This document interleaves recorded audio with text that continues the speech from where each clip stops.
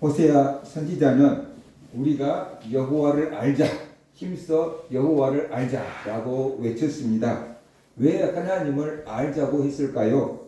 이스라엘 백성들이 하나님을 모르기 때문에 하나님을 알자고 한 겁니다.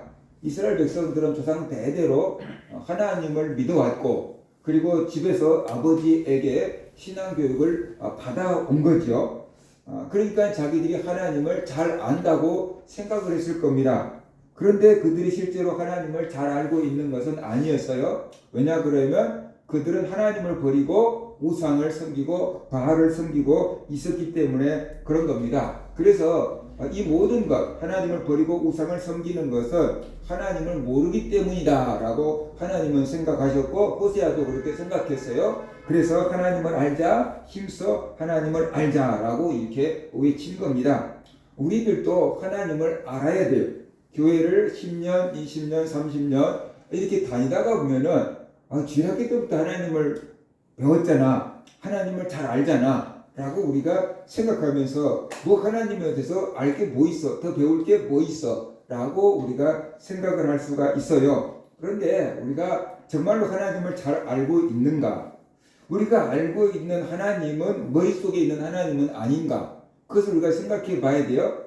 내가 진짜로 하나님을 안다는 것, 히브리인들이 안다라고 쓰는 용어와 우리나라에서 안다고 쓰는 용어가 뜻이 달라요.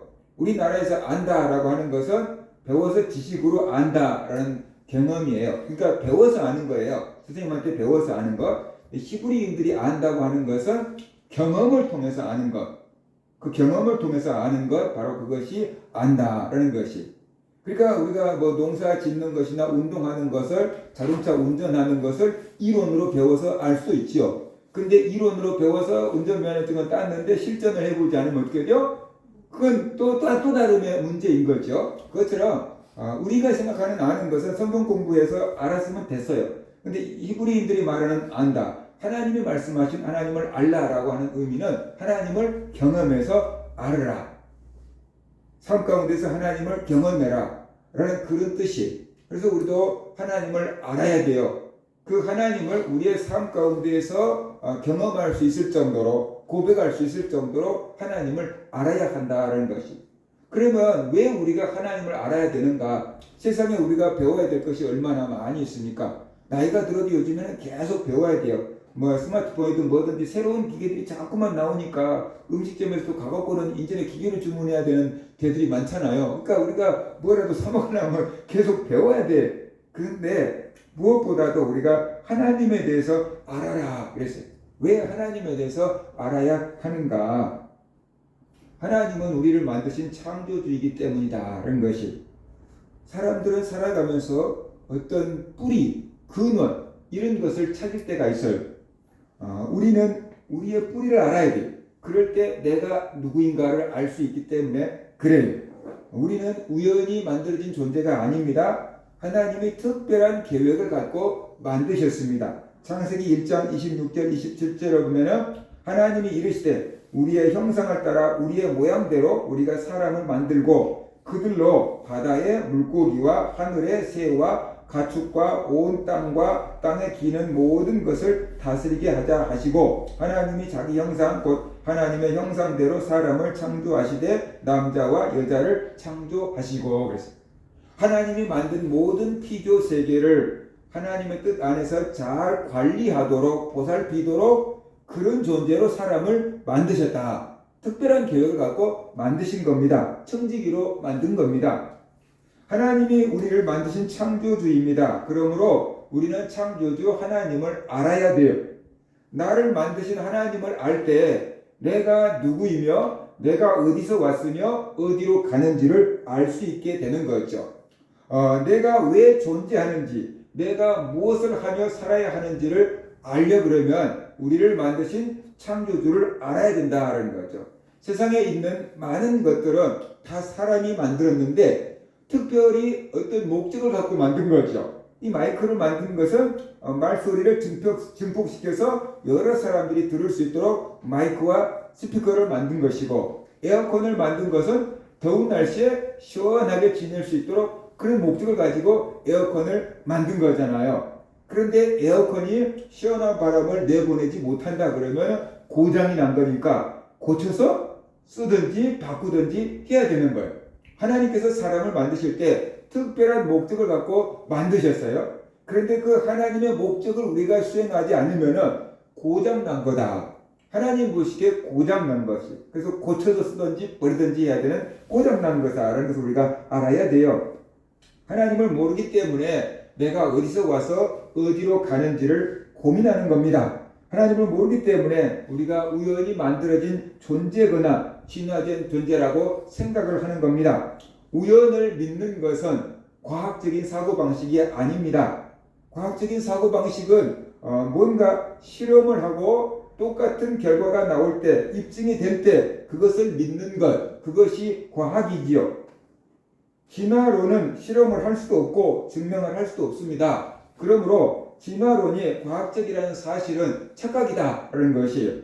학교에서 가르쳐주니까 과학적인 거고 학교에서 가르쳐주니까 옳다라고 생각하는 경향이 많이 있는데 이것은 착각이다라는 것을 우리가 알아야 돼. 위에서부터 쭉 그냥 그렇게 가르쳐 오니까 그것이 맞는 줄 알고 교과서에 실렸으니까 어쩔 수 없이 가르치고 있을 뿐이다라는 것이. 진화론은 과학적인 사실이 아니고 하나의 이론이고 하나의 학설일 뿐이다라는 겁니다.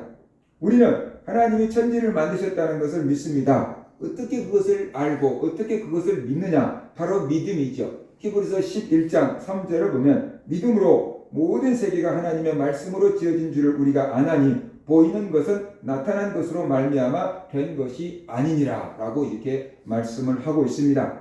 하나님은 분명한 목적을 갖고 우리를 만드셨습니다. 우리를 만드신 하나님의 의도를 모르기 때문에 어떻게 살아야 하는지 모르고 방황하는 겁니다. 내 사명이 무엇인지 모르고 방황하는 것이지요. 창조주 하나님을 알아야 돼. 그럴 때 내 사명이 무엇인지 알 수 있게 되고 어떻게 살아야 되는지 깨닫게 된다는 것이. 우리는 하나님의 영광을 위해서 창조되었어요. 우리는 하나님의 영광을 위해서 살아야 된다는 것이. 고린도전서 10장 31절에 보면은 그런즉 너희가 먹든지 마시든지 무엇을 하든지 다 하나님의 영광을 위하여 하라라고 말씀을 하고 있습니다. 그래서 우리는 하나님의 영광을 드러내면서 살아야 되는데 그 하나님의 영광을 드러낸다는 것을 우리가 너무 어렵게 생각할 때가 많이 있어요.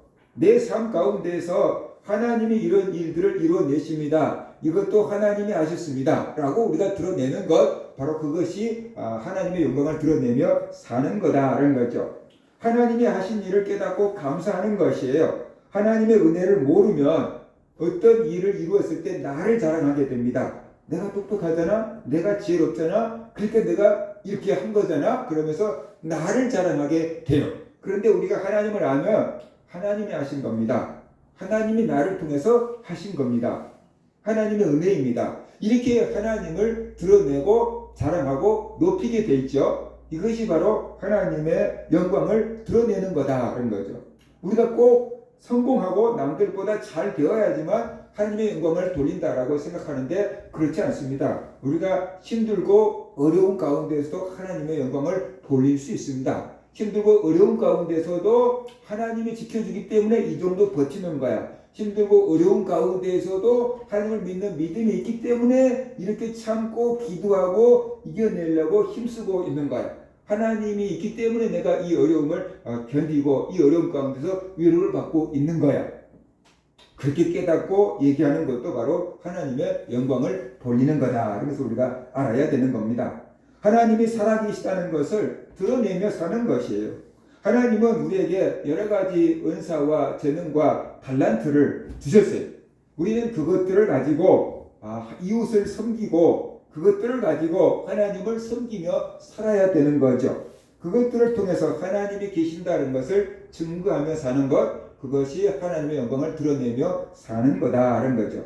하나님이 사람에게는 특별하게 지성을 주었잖아요. 생각할 수 있는 힘을 주었는데 이 지성을 가지고 하나님을 드러내는 데 써야 되는데 하나님을 드러내며 쓰는 지식이 아니고 하나님의 영광을 가리고 하나님을 대적하는 데 쓰는 사람들이 많이 있다는 거죠. 우리에게 준 이 지성을 가지고 하나님이 만드셨다라는 것을 증명을 해야 되는데 다 우연히 만들어진 거야라고 이렇게 가르치고 주장하며 살아가는 사람들이 많이 있는데 하나님이 주신 지성을 하나님을 대적하는데 쓰고 있는 것이죠. 하나님이 우리에게 물질을 주셨죠. 그 물질을 가지고 우리가 먹고 살고 그 물질을 가지고 하나님의 일을 하고 그 물질을 가지고 어려운 이웃들을 섬기고 돌보라고 물질을 주셨는데 이 물질이 하나님이 되어서 이제 내가 힘 있잖아, 이제 내가 돈이 있잖아, 뭘 의지할 거 있어? 돈을 의지하면 되지. 그리고 하나님도 의지하지 않고 물질의 힘만 의지하고 살아갈 수도 있다는 거죠. 이것은 우리에게 물질을 주신 하나님의 의도에서 벗어난 삶이다. 그런 것을 우리가 알아야 되는 거죠. 왜 우리가 하나님의 영광을 위해서 살아야 할까요? 사람에게는 누구나 이기심이 있어요. 자기를 먼저 생각하고 자기를 먼저 챙기는 그런 이기심이 누구에게나 있는 거죠. 나를 위해서도 살기 힘드는데 왜 하나님을 위해서 살아야 됩니까? 라고 우리가 질문할 수도 있어요. 그 이유는 하나님이 먼저 우리를 위해서 사셨기 때문에 하나님이 먼저 우리를 위해서 사셨기 때문에 우리는 이제 그 하나님을 위해서 살아야 된다라고 말하고 있어요. 고린도후서 5장 15절 보면 그가 모든 사람을 대신하여 죽으심은 살아있는 자들로 하여금 다시는 그들 자신을 위하여 살지 않고 오직 그들을 대신하여 죽었다가 다시 살아나신 이를 위하여 살게 하려 함이니라 라고 이렇게 말씀을 하고 있어요. 예수 그리스도가 우리를 위해서 대신 죽어주신 것은 다시는 우리 자신을 위해서 살지 않고 우리를 위해서 대신 죽으시고 살아나신 그분을 위해서 살도록 하기 위함이다 라고 말하고 있어요. 그러면 우리는 우리의 삶은 어디 가고요?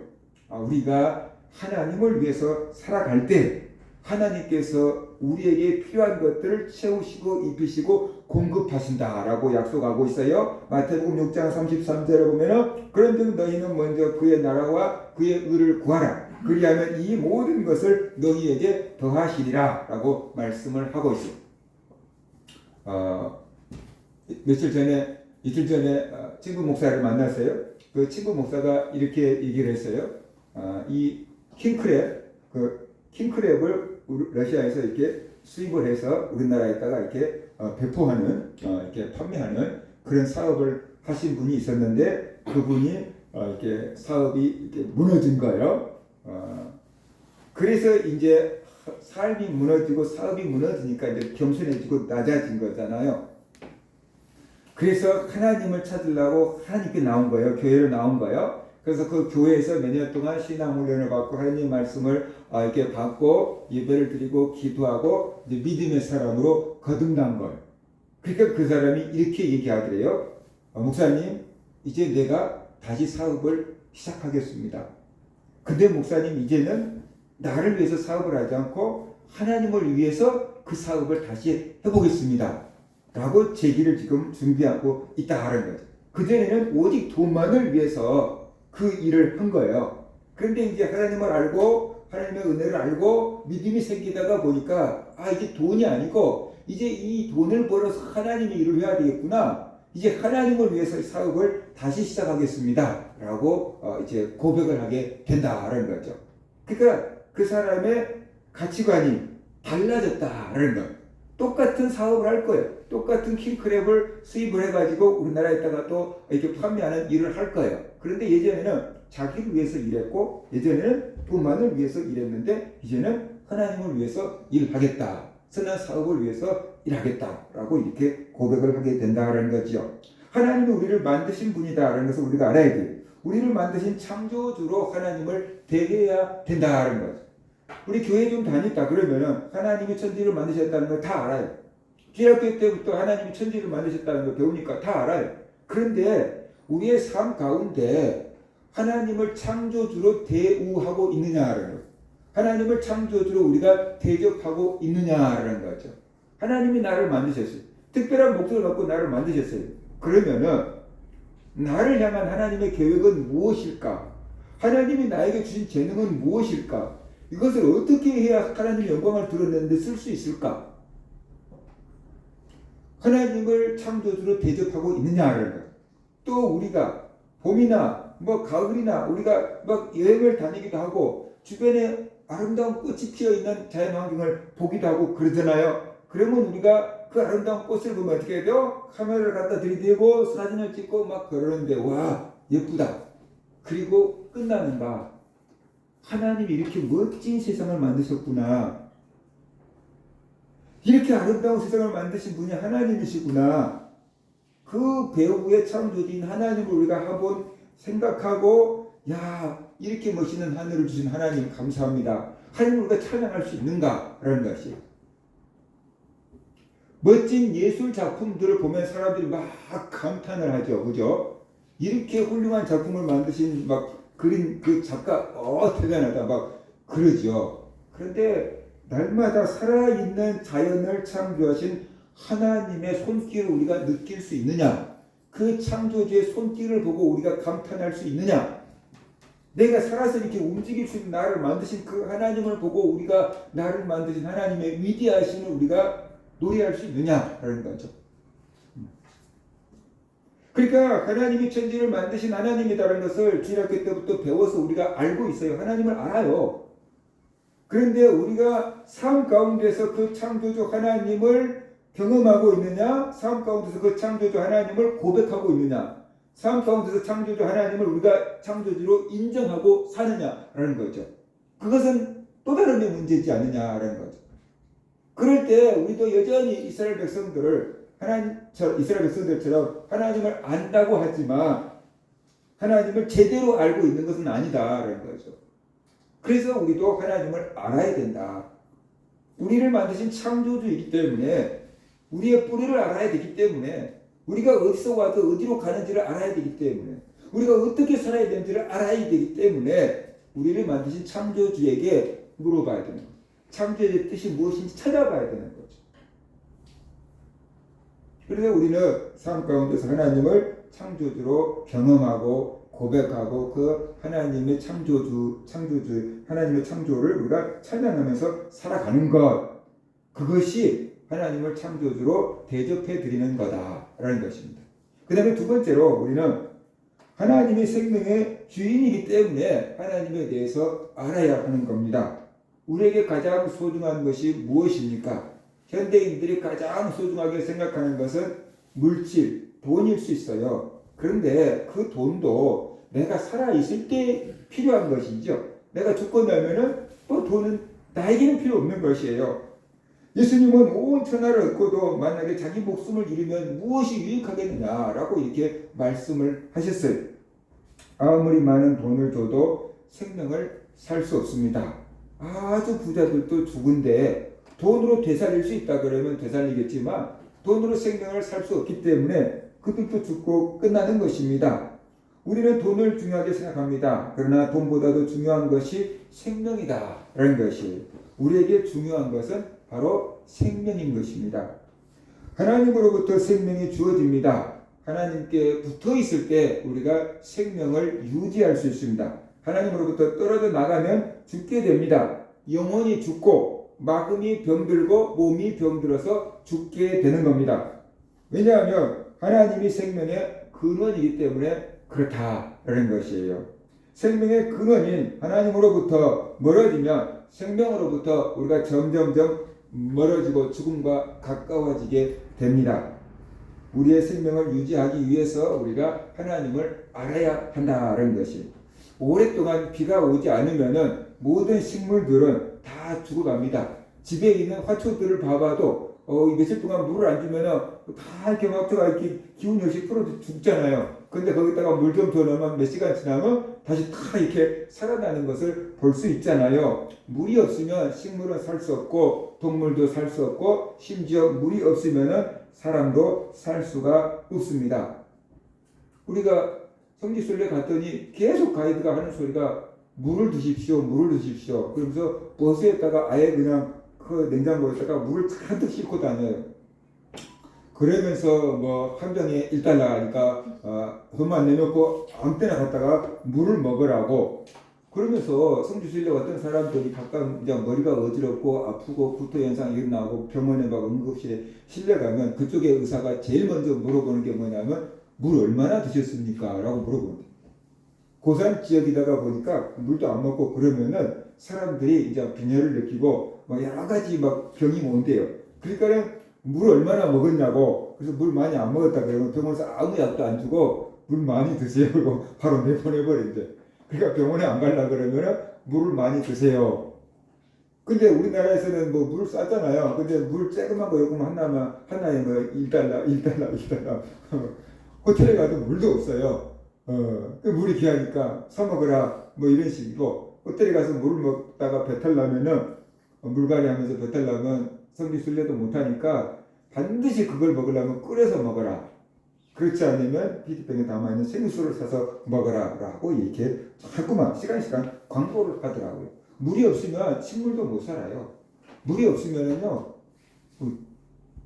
동물도 못 살아요. 거기에 가니까 그 대추 야자 나무가 막 커다랗게 이렇게 솟아 있는데 어마어마한 대추 야자 나무가 툭 있어요. 근데 그게 대추 나무 야자가 이렇게 물 먹는 하마래요. 어마어마한 물을 먹고 그게 자란대요. 대추 나무 그 야자가. 그러니까 물이 없는 곳에는 아무리 심어놔도 살 수가 없고, 땅 속으로 물이 흐르는 곳에만 그 나무를 심을 수가 있대요. 그런데 그 나무를 심고 30년 동안 열매를 못 땄고 30년 동안 이렇게 나무만 길러야 된대요. 근데 30년이 지나면 그때부터 몇백 년 동안 열매를 맺는데 1년에 한 1,300만 원씩 열매를 맺는데요. 한 나무다. 1년에 한 1,300만 원씩 열매를 맺는데, 그러니까 작은 거 심어놓은 것부터 시작해서 열매를 딴 것부터 시작해서 한뜩 있는데, 그게 물이 있는 곳에서만 키울 수가 있대. 물이 없는 곳은 절대로 살지 못한대. 그러니까 바로 이것처럼 식물이나 동물은 물이 있어야지만 살아요. 그것처럼 하나님이 모든 생명의 근원이 하나님으로부터 멀어지면 생명이 쓰드러지고 죽게 됩니다. 그러므로 우리는 생명의 근원이신 하나님을 알아야 됩니다. 사람이 건강할 때에는 영원히 살 수 있을 것처럼 생각하잖아요. 그런데 살다가 보면 70년, 80년이 후딱 지나가 버리게 됩니다. 언제 세월이 이렇게 지나가 버렸지? 언제 내가 이렇게 나이를 먹었지? 라고 생각할 날이 멀지 않다는, 저 있는 학생들은 아이고 나도 빨리 어른이 돼가지고 공부 좀 안 했으면 좋겠다. 이렇게 한 1년에 2살씩 먹어버리면 안 될까? 그렇게 생각할 수도 있겠지만 그 시간 어느 시점이 딱 지나가기 시작하면 벌써 내 나이가 이렇게 됐나? 라고 생각할 날이 오게 된다는 거죠. 순식간에 몇십 년이 지나가 버린 것 같아요. 그래서 성경은 사람의 인생을 풀과 같다 그랬어요.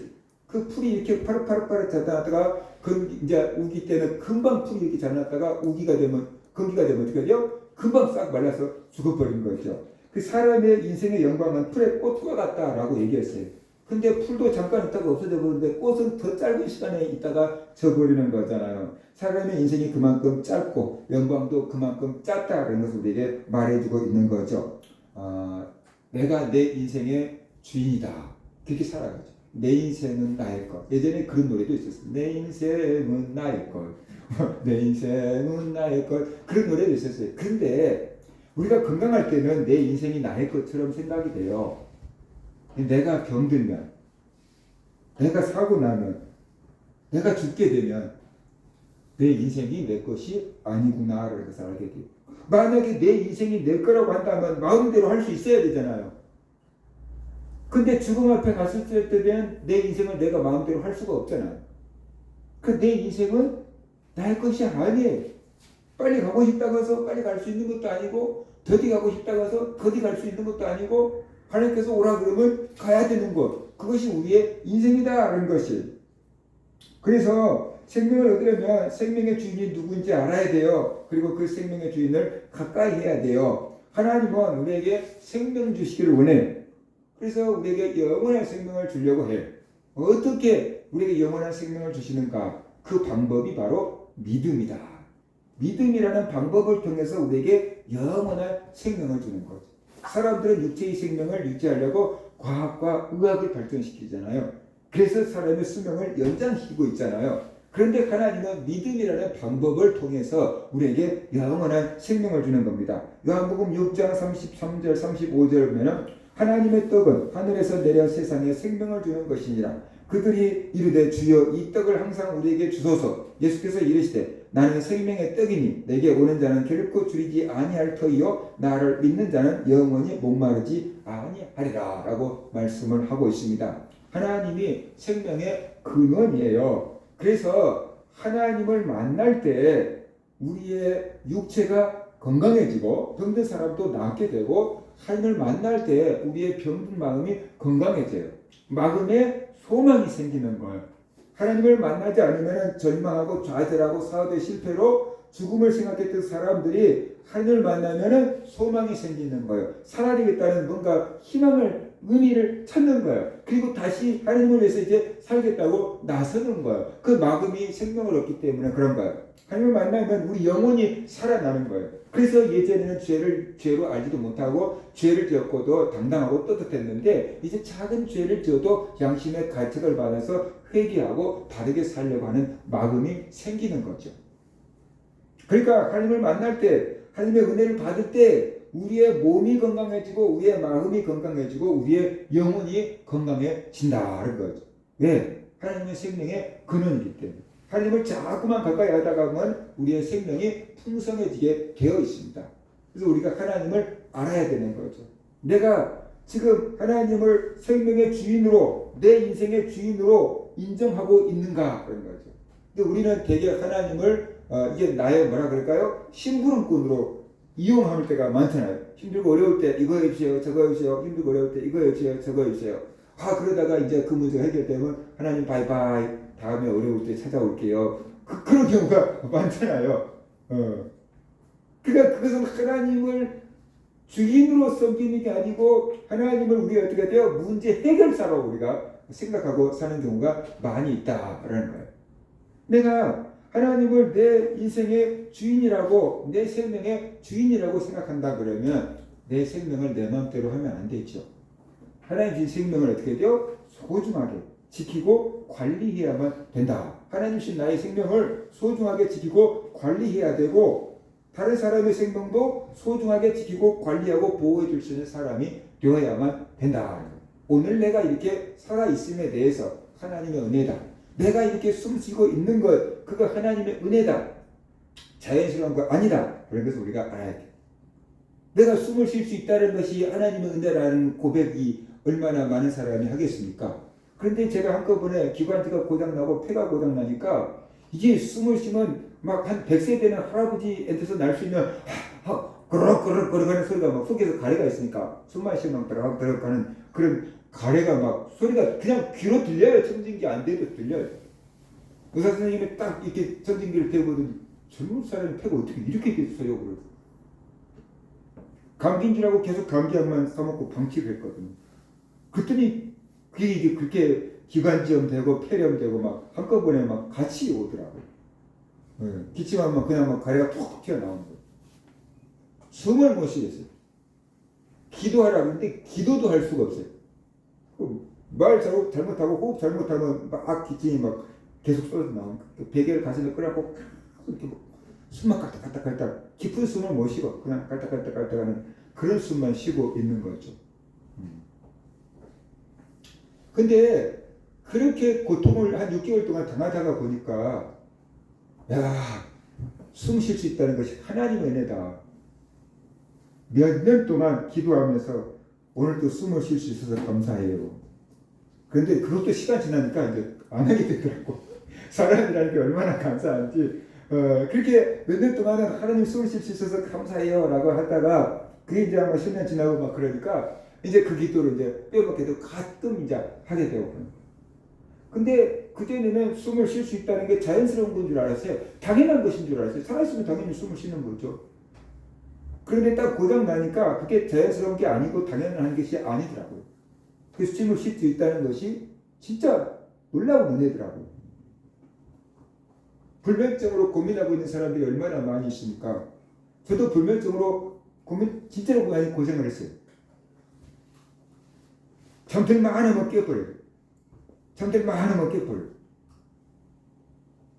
나중에는 옆에서 코 골고 자고 있는 사람이 얼마나 미운지 나는 이렇게 잠을 자고 밤새도록 그냥 막 두려움 속에서 막 고통 속에서 막 이렇게 빨리 날이 새으면 좋겠다라고 하고 있는데 옆에서 새각새각 잠 잘 자고 있는 사람이 막 미워요. 이렇게 나하고 밤새도록 같이 놀아주면 안 되나 그런 생각이 들어요. 그런데 그러다가 어떻게 한번 푹 자고 나면 얼마나 감사하지. 오늘 저녁에 참 잘 잤다, 잘 잤다. 그런 생각이 막 들잖아요. 그러니까 누우면 자는 사람도 있잖아요. 누우면 바로 그냥 잠자는 사람. 진짜 부러운 거죠. 그죠? 당연한 것 같은데 그게 절대 당연한 게 아니더라고. 내 마음대로 안 될 때가 너무 많이 있더라는 거죠. 그 하나님이 생명의 주인이기 때문에 하나님이 우리의 생명을 붙들어 줘야만 되는 거예요. 그래서 내가 오늘 하루 살아가는 것도 하나님의 은혜다. 내가 오늘 공부할 수 있는 것도 하나님의 은혜고 살아서 일할 수 있는 것도 하나님의 은혜다. 젊으니까 뭐 아직 나는 멀었겠지라고 생각하면 안 돼요. 요즘에 언제 어디서 무슨 일이 일어날지 우리는 모르는 거잖아요. 그죠? 그러니까 내가 하루하루 살아가고 있는 것 자체가 하나님의 은혜고 하나님이 오늘 나에게 생명을 하루 연장시켜 줬구나 라는 것을 깨닫고 우리가 감사할 수 있을 때 하나님을 생명의 주인으로 우리가 대접해주고 있는 거다라는 것이. 우연이라고 생각하는 사람들은 절대로 하나님을 생명의 주인으로 대접하지 않고 있는 거예요. 내가 생명의 주인이라고 생각하고 있는 거예요. 그래서 잠자고 일어났을 때 오늘도 나에게 생명을 주셨군요. 하나님 감사합니다. 오늘도 하루 살아갈 수 있도록 지켜주세요. 그렇게 기도하고 고백할 수 있는 것, 바로 그것이 하나님을 생명의 주인으로 우리가 인정하고 살아가는 거다라는 겁니다. 그 다음에 세 번째로 우리는 하나님이 복의 근원이기 때문에 하나님에 대해서 알아야 되고, 사람들은 누구나 복을 받기 원해요. 그래서 복을 받기 위해서 우상을 만들고 섬기는 거예요. 자기를 위하여 우상을 만들지 말고 그랬잖아요. 자기를 위하여 우상을 만드는 거예요. 복을 받으려고 우상을 만드는 거예요. 마음의 평안을 얻으려고 우상을 만드는 거예요. 우상이 복을 줄 거라고 생각하는 거예요. 왜냐하면 우상은 그럴싸하거든요. 그럴싸하게 만들어 놓고 금으로 딱 이렇게 도금을 입혀 놓고, 그러니까 뭔가 복 있는 사람처럼 만들어 놓은 거거든요. 그래서 복을 줄 거라고 착각을 일으키는 거예요. 예를 들어서 뭐 무속신앙에서 막 돌을 섬기기도 하고 나무를 섬기기도 하고 막 그런 거 있잖아요. 그런데 요만한 돌멩이를 섬기는 사람 봤습니까? 이제 자라나는 요만한 이렇게 나무를 섬기는 사람이 봤습니까? 커다란 돌멩이한테 가갖고 막 빌고 그렇죠. 커다란 당선나무한테 가갖고 막 새끼줄 묶어놓고 막 아들 낳게 해주세요. 막 그죠? 뭔가 커야지 복을 줄 수 있을 거라고 생각을 하는 거예요. 눈에 그럴싸해 보여야 되는 거예요.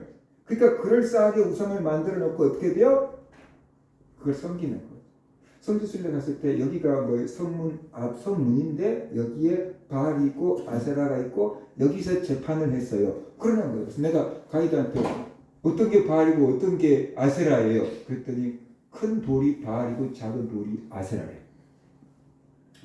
우리는 바알이 따로 있고 아세라가 따로 있는 줄 알았더니 큰 돌이 바알이고 작은 돌이 아세라라고. 크냐 작으냐 요거로 구분하고 원래는 그렇게 하다가 나중에는 이제 어떤 형상들을 그리기 시작을 했다라는 거죠. 근데 시편 115편을 보면 사람이 손으로 만든 우상은 아무것도 해줄 수 없다라고 이렇게 말하고 있어요. 그들의 우상들은 은과 금이요 사람이 손으로 만든 것이라.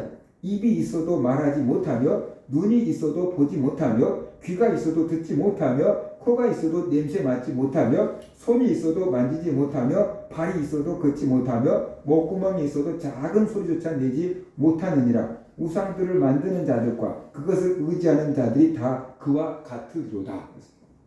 우상은 그럴싸한 손도 있고 눈도 있고 귀도 있고 발도 있는데 아무 작동이 안 된다 라는 것이. 그러니까 우리가 기도해봤자 아무것도 응답해 줄 수가 없는 것이 우상이다 라는 거예요. 사람이 만드는 형상이다. 그런데 하나님에게는 형상도 없어요. 어떠한 형상도 없어요. 만들지 말라고 있으니까, 영이라고 있으니까 없어요. 그런데 그 하나님은 우리의 작은 신임에도 응답해 주시고 우리의 어떤 형편과 처지도 다 알고 계시고 우리가 필요한 것을 알고 계시고 우리에게 기도할 때도 응답해 주신다는 것이. 그러니까 이 하나님이 참 하나님이다. 그러니까 복을 받으려고 하면 우상한테 가서 복을 달라고 하지 말고 누구한테 가서 복을 달라고 그래야 돼요? 하나님한테 나가서 복을 달라고 하라는 거죠. 하나님께 나가서 복을 달라고 기도도 해야 되지만 하나님의 뜻이 무엇인지를 알고 하나님이 뭘 좋아하시는지 뭘 싫어하는지를 알고 하나님이 좋아하시는 일을 자꾸만 하면은 하나님이 우리에게 복을 주신다는 거예요. 그러니까 하나님의 말씀을 알고 하나님의 말씀을 따라서 살아가면은 하나님의 복을 주신다 라는 것이. 그 물질의 복뿐만 아니라 생명의 복까지 모든 복을 하나님께서 다 알아서 주신다라는 것이에요. 우리가 하나님을 복의 근원으로 알고 섬겨야 된다. 그러면 내가 하나님을 복의 근원으로 대접해 주고 있느냐라는 거예요. 우리는 얼마나 많이 나의 지혜를 의지하느냐. 그죠? 우리는 얼마나 많이 사람을 의지하느냐. 우리는 얼마나 많이 물질을 의지하느냐. 그런 것이. 하나님을 복의 근원으로 우리가 믿고 따르고 있느냐. 내 인간적인 생각과 인간적인 재주를 더 믿고 이렇게 하면 일이 될 것 같아. 그러면서 하나님의 뜻을 어기고 우리가 인간적인 방법으로 살고 있지 않을까. 그런 생각을 하는 거죠. 그래서 우리가 이 인간적으로는 자꾸만 모으고 내놓지 않아야 부자가 되는 건데 성경적인 방법은 흩어 구제하라 그랬어요. 흩어 나눠줘라 그랬어요. 그러면 더 풍성해질 거다. 그랬어요. 그러니까 하나님의 말씀이 따르면 하나님의 복을 받는데 내 생각을 따르면 어떻게 돼요? 복을 받을 수가 없게 되는 거죠. 그런데 우리가 하나님을 하나님으로 대접한다 그러면은 그 물질적인 개념에 있어서 하나님이 말씀하신 물질의 개념을 우리가 따르고 살아야 되는데 그렇지 못하고 세상이 말하는 물질의 개념을 따르고 살 때가 얼마나 많이 있느냐. 거기서부터 우리가 하나님을 복의 근원으로 대접해주고 있지 않다는 거예요. 세상 사람들이 재테크나 세상 사람들이 부자 되는 비결에 대해서 얘기하면 우리가 막 열심히 듣고 배우잖아요. 근데 성경에서 하나님의 복을 받는 방법에 대해서 가르쳐주고 있는데 우리가 그 방법을 따라서 살고 있느냐.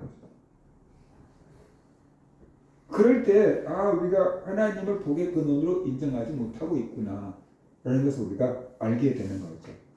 그죠? 저도 그래요. 그러니까 우리가 그런 문제에서 하나님이 복의 근원이야라는 것은 배워서 알아요. 여기는 이제 알잖아요. 근데 우리의 삶 가운데서는 그게 어떻게 돼요? 작동되지 않고 있다. 그러니까 경험으로 알고 있는 건 아니잖아요. 그래서 이런 부분에 대해서 우리가 하나님을 알고 우리가 하나님을 경험하고 하나님의 뜻을 따르면서 살아야 된다라는 것이죠. 그래서 모든 물질이 다 하나님 거로부터 온다 그런 거죠. 건강도 하나님으로부터 오고 높여주고 낮춰주는 것도 다 하나님으로부터 오는 거고 생명을 주고 말고 하는 것도 다 하나님으로부터 오는 거잖아요. 한나가 그런 고백을 하잖아요. 아기를 못 낳던 한나가 아들을 임신하고 나면서 하나님은 높이기도 하고 낮추기도 하고 생명을 주기도 하고 거두기도 하신다라고 한나가 고백을 하잖아요. 한나가 진짜 하나님의 복의 근원 하나님을 딱 만난 거죠. 그래서 그 고백을 하게 되는 거죠. 그리고 어떻게 돼요? 하나님께 약속한 대로 아들 하나만 낳게 해달라고 그랬더니 아들 하나만 낳게 해달라고. 근데 그 아들을 낳잖아요. 아끼고 있고 싶잖아요. 절대로 내주고 싶지 않잖아요. 근데 그 아들 하나를 젖을 떼자마자 하나님께 드려버렸잖아요. 엘리 제사장 밑에서 제사장 훈련을 받고 살 수 있도록 드려버렸잖아요. 그러면은 기껏해 아들 달라고 기도해갖고 아들 하나 얻었는데 그것을 하나님께 드려버렸으면 자기는 다시 빈손이 된 거잖아요. 근데 왜 그런 일을 했을까? 아기도 못 낳는 여자라는 그 소리가 듣기 싫었던 거죠. 아기도 못 낳는 여자다. 그 소리가 듣기 싫었던 거예요. 그래서 내가 하나님 아들만 낳게 해주세요. 그 아들을 하나님께 드릴게요. 아들도 못 낳는 여자라는 그 소리만 안 들어도 나는 감사하다고. 그리고 아들을 하나님께 딱 드렸어요. 그런데 하나님께서 한나에게 어떻게 돼요? 아들 3명, 딸 2명을 더 낳게 해주시잖아요. 하나님께 드렸더니 5배나 준 거예요. 하나님께 하나를 드렸는데 5명을 더 준 거예요. 근데 우리는 내가 정말 한이 맺히도록 기도했고 얻은 아들이야. 절대로 드릴 수 없어서 꽉 끌어안고 있었다 그런다면은 그 다음에 사무엘 동생은 없었을 거예요. 이게 사람의 방법과 하나님의 방법의 차이다 라는 거예요. 사람의 방법과 하나님의 방법의 차이다. 그래서 우리가 정말로 물질과 건강과 명예와 가족과 후손들 영적으로 모든 복을 받기를 원한다 그러면 헛된 우상에게 복을 구하지 말고, 예수 좀 믿는 사람들은 헛된 우상에게 복을 구하지 않아요. 그런데 점쟁이들 말 들어보면은 기독교인들이 제일로 점을 많이 보러 온대. 이거 얼마나 말도 안 되는 소리냐는 거죠. 입으로는 하나님이 복의 근원이라고 고백하면서 내가 복을 받을까요 말까요, 어디로 갈까요, 대학교 합격할까요 말까요, 전쟁한테 물어보러 간다 그러면은 그 사람의 삶이 하나님을 복의 근원으로 고백하고 있느냐라는 거예요. 아니잖아요. 아니잖아요. 하나님을 복의 근원으로 고백할 수 있어야 되는 거예요.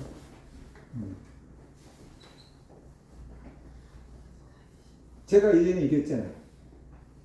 우리나라 그 현충원 자리를 잡은 풍수지리 하는 사람, 대통령 묘지를 잡아준 그 풍수지리의 대가가 우리 시골에 와가지고 여기가 최고의 명당 자리다. 근데 이 자리를 찾다가 사람들이 여기가 밥그릇이라는 거예요. 쉽게 말하면 밥그릇의 자리인데 이 자리를 찾다가 사람들이 못 찾아가지고 주변에다가 많은 묘를 썼는데 그들은 밥그릇에 떨어지는 밥풀떼기를 주워 먹고 있는 겁니다. 그러는데 거기에 밥풀떼기를 주워 먹는 사람들 중에서 국회의원들이 나왔어요. 부천시장도 나왔고 그렇지. 그러면 여기 밥그릇에 있는 진짜 자리는 얼마나 어마어마한 자리겠습니까? 그죠? 근데 거기가 논이니까 사람들이 모르는 거예요. 근데 그 사람이 이제 우리 형님을 만나서 그런 얘기를 이제 다 해준 거예요. 그러면 이제 우리는 어땠을까요? 아버지 묘소, 할아버지 묘소 다 거기다 갖다가 딱 위장을 두면 그분이 그렇게 얘기했어요. 이 앞에 묘지 제일 앞에 있는 떼짱 여기 제일 중요한데 이것을 이쪽 산을 바라보게 하면은 모든 후손들이 재벌이 될 겁니다. 이걸 이쪽 산을 바라보게끔 쓰면은 유명한 정치인이 나올 겁니다. 그런데 형제간의 의리는 다 끊어질 겁니다. 알아서 하십시오. 그러고 하고 갔어요. 근데 우리가 예수 믿기 전에는 야 이거 사자. 그래가지고 이장하자. 그래가지고 그 노인 주인한테 가서 팔으라고 했더니 안 판대요. 그래서 못 샀어요. 지금은 묵혀두고 있는 땅이에요. 우리가 원하면 살 수 있을 거예요. 그런데 우리는 그거 살지 않으시오. 왜 안 삽니까? 그동안에는 하나님을 만났거든. 그동안에는 예수를 믿게 된 거예요. 하나님의 복의 근원이라는 것을 알게 된 거예요. 그까짓 뭐 풍수지리 묘자리 그것이 우리에게 복을 주는 것이 아니고 하나님이 우리에게 복을 준다. 하나님이 복의 근원이라는 것을 믿게 된 거죠. 그러니까는 미련이 없는 거죠. 그런 것에 미련이 없어요. 하나님이 복을 받으면 되는 거지. 뭐 그것 가지고 뭐 복을 받을 거라고 생각하는 것 자체가 우상 숭배인 거죠. 생각하는 것 자체가 하나님 보시기에는 진짜 여저분한 거죠. 그래서 우리가 우리 삶 가운데서 하나님이 복의 근원이라는 것을 인정하고 하나님이 복의 근원이라는 것을 우리가 알고 하나님으로부터 오는 복을 받아야 된다는 거죠. 하나님을 떠나서 인간적인 방법으로 나쁜 짓을 해가지고 물질을 모을 수 있겠죠. 근데 그건 하나님의 복이 아니에요.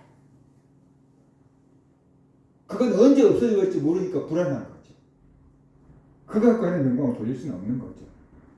그리고 우리는 하나님의 복을 받아야 되고 그 복을 가지고 하나님께 영광을 돌리면서 살아야 된다라는 것이 우리의 삶 가운데서 하나님의 복의 근원이다 라는 것을 우리가 인정하고 고백하고 살아야 되는 거다라는 겁니다. 왜 하나님만이 복을 주실 수 있는가? 하나님이 천지 만물을 만드셨잖아요. 그래서 산과 들에 있는 모든 생축이 다 나의 것이다 그랬어요. 세상에 있는 모든 식물과 동물이 다 하나님의 것이에요. 산에 있는 수십 년 묵은 산삼 하나만 캐도 몇 억이 돼. 제가 정확하게 기억을 못하는데 우리나라 사람이 거의 없어져가는 산삼을 캤어요. 그 종류가 산삼도 여러 종류가 있는가 봐요. 없어져 가버리는 산삼 종류를 캤는데 그게 몇 억 되는 거죠. 근데 그분이 다 확인받고 검증받고 그것을 다시 심어놨대요. 팔지 않고 다시 삼을 심어놨대요. 그래서 왜 그 몇 억 되는 산삼을 왜 팔지 않고 다시 심어놔? 그랬더니 그 종자가 거의 없어져 버렸기 때문에 그 종자를 심어서 그걸 심어서 종자를 받아서 우리나라 산삼의 그 종을 유지시키기 위해서 그걸 다시 심어놨다. 자기만을 생각하지 않고 후손들까지 생각하는 거. 야, 대단한 사람이다. 그렇게 생각을 했어요. 천지에 있는 모든 만물이 산상부터 시작해서 모든 것이 하나님의 것이 하나님의 것. 그 하나님 우리에게 복을 주신다. 라는 겁니다. 그러니까 우리가 삶 가운데서 하나님을 복의 근원으로 인정하고 하나님이 복을 주세요. 하나님께 기도하고 또 기도할 뿐만 아니라 하나님의 뜻을 따라서 살아야 돼요. 그럴 때 하나님께서 우리에게 복을 주신다. 그 복은 꼭 물질적인 복뿐만 아니라 물질도 주실 수 있고 지혜도 주실 수 있고 건강도 주실 수 있고 평안도 주실 수 있고 자녀들에게 은혜를 주실 수도 있고 하나님은 우리에게 필요한 모든 복을 다 주실 수 있습니다. 그러니까 바로 복의 개념을 좀 크게 넓게 영원한 생명을 얻는 것도 복이잖아요. 그래서 우리가 하나님이 복의 근원이다라는 것을 깨닫고 하나님을 우리가 인정하고 하나님 주신 복을 바라고 소망하면서 살아가야만 된다라는 겁니다. 그 다음에 마지막 네 번째, 하나님이 구원주이기 때문에 그렇습니다. 죽음은 사람이 맞닥뜨리는 가장 절망적인 상황입니다. 사업이 망해도 일어날 수 있고 뒤늦게 공부할 수도 있고 몸이 병들어도 고칠 수 있어요. 근데 죽어버리면 아무것도 할 수가 없는 거예요. 죽음 앞에서 우리는 구원받아야 될 존재다라는 것을 깨닫게 되는 거죠. 누가 우리를 구원해 줄 수 있습니까? 돈이 우리를 구원해 줄 수 있습니까? 권세가 우리를 구원해 줄 수 있습니까? 명예가 우리를 구원해 줄 수 있습니까? 아무것도 못하죠. 우리는 돈과 권력과 명예를 의지합니다. 그러나 죽음 앞에서 이런 것들은 아무런 힘도 발휘하지 못합니다. 돈도 명예도 권력도 우리를 지옥에서 건져주지 못합니다. 부자와 나사로의 비유에 나온 부자를 보면 우리가 그것을 알 수 있어요. 그는 부자였어요. 그런데 죽어서 지옥에서 극심한 고통을 당하고 있잖아요. 만약에 돈으로 지옥에서 구원받을 수 있었다면 그는 지옥에서 그렇게 고생을 하지 않았을 것입니다. 돈이 많으니까 그가 돈에 지옥에 있는 감수장한테 뇌물 좀 쓰고 잠깐 외출 외박을 허락해 주세요. 그렇게 올 수 있었다면 형제들을 방문할 수 있었겠죠. 근데 그것도 안 됐어요.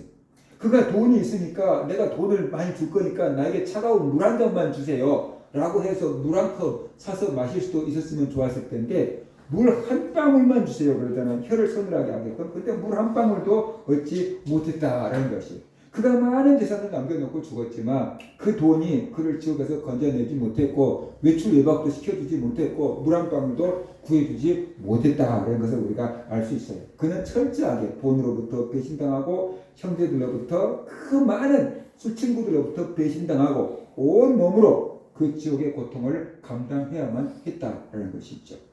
돈이나 명예나 권력 이런 것들은 세상에 살 때는 굉장한 힘을 발휘합니다. 그런데 죽고 나면 지옥에 가고 나면 아무런 힘도 발휘할 수가 없어요. 우리는 이런 것들이 우리를 구원해 줄 수 없다는 것을 알아야 돼요. 우리를 구원해 줄 수 있는 분은 하나님밖에 없고 예수님밖에 없다는 것이. 호세아서 13장 4절을 보면은 그러나 애굽 땅에 있을 때 나는 내 하나님 여호와라. 나 밖에 네가 다른 신을 알지 말 것이라. 나 외에는 구원자가 없느니라. 하나님 외에는 구원자가 없다라고 호세아서에서 말씀했어요. 사도행전 4장 12절 보면 다른 이로서는 구원을 받을 수 없나니 천하 사람 중에 구원받을 만한 다른 이름을 우리에게 주신 일이 없음이라 라고 했어요. 우리는 죄에서 구원을 받아야 되고 죽음에서 구원을 받아야 돼요. 하나님의 아들이신 예수님만이 우리를 구원해 줄 수 있습니다. 그러므로 우리가 하나님을 알고 예수님을 믿고 구원을 받아야 하는 것이죠. 하나님을 아는 것이 가장 고상한 지식이라고 했어요. 그런데 학교에서는 하나님을 가르쳐주지 않습니다. 교회에서 하나님을 가르쳐줍니다. 그러니까 우리가 교회에 와서 하나님을 배워야 됩니다. 죽은 다음에 하나님의 심판대 앞에서 하나님이 창조주였구나, 하나님이 복의 근원이었구나, 하나님이 구세주였구나, 그때 알아봤자 아무 소용없습니다. 이미 늦습니다. 부자가 지옥에서 후회해봤지만 아무 소용이 없었어요. 죽기 전에 창조주 하나님을 알아야 되고 죽기 전에 구원주 하나님을 알아야 합니다. 그럴 때 믿고 구원을 받을 수가 있습니다. 하나님을 알 때 믿고 구원을 받을 수 있고 하나님을 알 때 하나님을 하나님으로 대접해 줄 수가 있습니다. 2020년 무능미술품 컬렉터가 50년간 모은 미술품 3,000여 점 중에서 180점을 세종문화회관에서 전시를 했어요. 그가 그 전시회 때 자기가 그림을 구입하게 된 에피소드를 몇 개 소개했는데 오시호 씨 그분의 해경이라고 하는 작품은 결혼 반지 대신에 산 거래요. 70대 노모가 6남매 중 막내가 결혼을 한다고 하니까 신부에게 다이아 반지를 선물해라 그러면서 당시 돈으로 60만 원을 줬대요. 신부에게 다이아 반지 선물해라 하고 어머니가 60만 원을 이렇게 신부 반지값으로 줬는데 이 사람은 아내 될 사람을 데리고 금은방을 간 게 아니고 미술관에 갔대요. 그래서 그 60만 원을 다 질러가지고 그림을 사버렸어요. 그러니까 이제 다이아 반지는 부인은 못 받은 거죠. 나중에 세월이 지나서 그 섭섭함이 안 없어져 가지고 부인이 당신이 그때 나 사주라고 한 다이아 반지 값을 가지고 다이아 반지를 안 사주고 그림을 사서 지금도 나는 다이아 반지를 못 끼잖아. 너무 섭섭해. 뭐 이렇게 얘기를 했는가 봐요. 그래서 그래 그럼 한번 보자. 그리고 이제 그때부터 자기가 이제 그때 60만 원 주고 샀던 다이아 반지가 지금 시점에 왔으면 얼마 정도 됐을까를 따져봤대요. 확인을 해봤더니 그때 만약 60만 원을 주고 다이아 반지를 샀다고 한다면은 그 다이아몬드가 250만 원으로 올라있더래요. 자, 그래서 그러면 내가 그때 60만 원을 주고 산 오지오의 해경이라고 하는 그림값은 지금 얼마인가 하고 딱 이렇게 봤더니 3천만 원이 돼 있더래요. 고려대학교 교수에서 정년퇴직을 하면서 퇴직금을 일시금으로 받아가지고 전부 다 그림을 사버렸대요. 이응로 선생의 소라고 하는 그 그림도 20년 전에 고물상에서 발견했대요. 몇만 원만 줘도 고물상이 팔 것 같았는데 양심이 끌려가지고 자기가 몇십만 원을 주고 그 그림을 샀대요. 당시에 그 그림을 그린 김환기라고 하는 선생님은 그렇게 유명세가 높지 않았대요. 그런데 자기가 그 그림을 사다 놓고 또 그 그림의 작가가 돌아가시고 시간이 지나니까 지금 그 그림은 몇 억을 줘도 못 산대요. 또 반대로 이거 진품인 것 같아. 그리고 수억을 주고 그림을 사서 감동을 받아보니까 가짜다. 그래가지고 손해본 경험도 있대요. 누군가가 이응로 선생의 소 그림을 몇천 원 받고 고물장수한테 팔았겠죠. 그 사람이 볼 때 이 그림은 몇천 원도 안 된다고 생각을 했을 거야. 그래서 고물상에다가 주니까 고물상이 몇천 원 주고 샀을 거예요. 그래서 고물상 주인은 생각했을 거예요. 몇만 원만 받아도 되지. 뭐 생각하라고 몇천 원 주고 아마 샀을 거예요. 그런데 이 사람이 그림을 보더니 얼마 물어보지도 않고 몇십만 원을 주고 그 그림을 가져간 거예요. 그 고물상 주인은 몇만 원을 받으려고 생각을 하고 있었는데 몇십만 원을 줬으니까 고물상 주인은 어떻게 됐어요? 횡재했다. 오늘날 횡재했다. 라고 아마 그렇게 생각을 했을 거예요. 그런데 몇십만 원 주고 산 그 그림이 지금은 몇 억을 줘도 못 사는 그림이 되었다라는 것이. 자, 그러면 한번 생각을 해봅시다.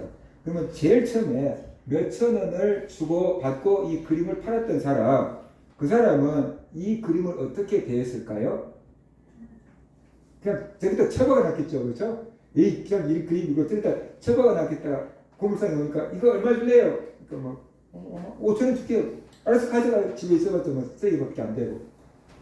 쓰레기 취급을 했을 거예요. 고물상은 이제 어떤 생각을 했을까요? 이걸 5천 원 주고 사왔는데 이게 진짜일까? 가짜일까? 유명한 사람일까? 이거 얼마나 받으면 될까? 몇만 원 받으면 그냥 저기다 고물상 창고에다 가게에다가 걸어놨겠죠. 그죠? 몇만 원 주면 팔아야지 하고 고물상 가게에다가 걸어놨겠죠. 근데 가치를 알아보고 몇십만 원을 주고 사왔고 지금 몇 억을 줘도 못 산다는 것을 알 때 이 사람은 그 그림을 어떻게 했을까요? 액체 속에다가 해가지고 어떻게 하죠? 아주 보물처럼 지금 간직을 하고 있을 거 아니에요. 그죠? 보물처럼. 제가 하고 싶은 얘기는 이거예요. 똑같은 그림이에요. 그런데 가치를 몰라볼 때는 저거 쓰레기통에다가 처박아 놓으면 5천 원짜리가 되는 거고 조금 알아보니까 고물상에다가 걸어놓는 그림이 되고 이게 진짜 가치를 알아보니까 어떻게 돼요? 예쁘게 액자에다 넣고 보물처럼 다 이렇게 걸어놓는 그림이 되었다라는 것이에요. 그러니까 가치를 몰라볼 때는 이거 막대하잖아요. 근데 가치가 딱 중요한 거다라는 가치를 아니까 어떻게 돼요? 보물처럼 소중하게 대접을 하지 않느냐라는 거예요. 하나님도 마찬가지다. 우리가 하나님을 알지 못하면은 하나님을 무시하고 하나님을 막대해요. 그래서 호세아 선지자에 살던 이스라엘 백성들은 하나님을 제대로 몰랐어요. 그래서 바알이 하나님보다 더 센 줄 알았어요. 바알이 하나님보다 더 큰 복을 줄 줄 알았어요. 그래서 진짜 하나님을 내버리고 바알을 선택한 거예요.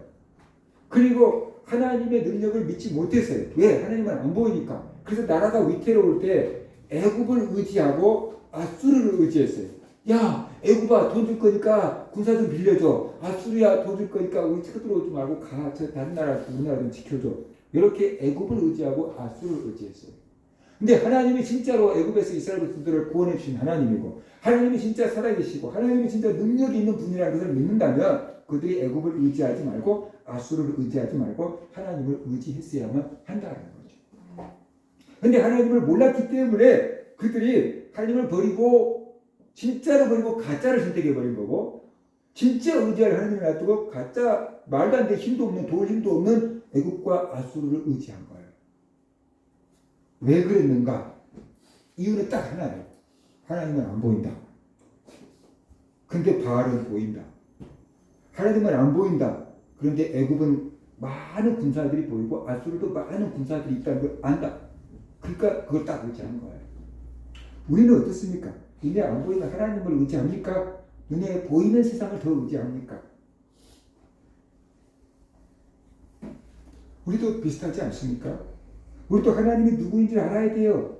하나님을 모르기 때문에 우상을 섬기는 거고, 하나님을 모르기 때문에 믿지 않는 것이고, 하나님을 제대로 모르기 때문에 경외하지 않고, 하나님을 제대로 모르기 때문에 우리가 하나님을 우리의 종으로 부려놓고 있을 때가 많이 있다. 그런 것이. 우리가 하나님을 창조주 하나님으로 대접해 드려야 돼요. 우리가 하나님을 생명의 주인으로 대접해 드려야 되고, 우리가 하나님을 복의 근원으로 대접해 드려야 되고, 우리가 하나님을 구원주로 대접해 드려야 됩니다. 그러기 위해서 하나님을 알아야 되는 거죠. 그리고 머리로만 아니고 우리의 삶 가운데 하나님을 이렇게 대접할 때 하나님이 우리의 삶을 풍요롭게 하시고, 하나님의 우리의 영혼을 행복하게 해주시고 우리를 천국으로 인도해 주실 것입니다. 우리 모든 성도들이 하나님을 바로 알고 하나님을 하나님으로 대접하며 사는 그런 성도들 되시기를 제 이름으로 축원합니다. 사랑해